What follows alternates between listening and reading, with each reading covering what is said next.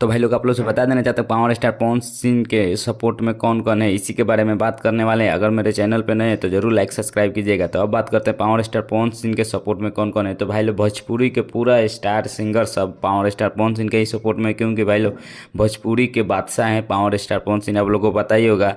खेसारी लाल यादव जी आ रहे हैं 28 तारीख को।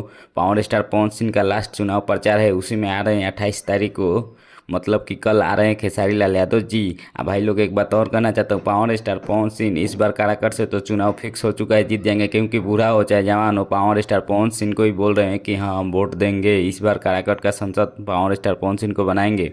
अब भाई लोग पावर स्टार पवन सिंह का चुनाव प्रचार करने के लिए हीरो हीरोइन का कमी नहीं है। भाई लोग एक आवाज़ भी नहीं मार रहे हैं, फिर भी पावर स्टार पवन सिंह का चुनाव प्रचार करने सिंगर लोग की लाइन लगी है। तो भाई लोग पावर स्टार पवन सिंह का सपोर्ट में आ रहे हैं खेसारी लाल यादव जी, माने कल।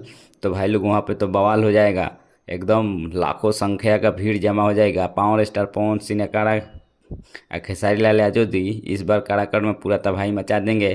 तो भाई लोग पावर स्टार पवन सिंह खेसारी लाल यादव जी का फैन है तो जरूर लाइक सब्सक्राइब कीजिएगा। हम मिलते हैं अगला वीडियो में, तब तक के लिए गुड बाय।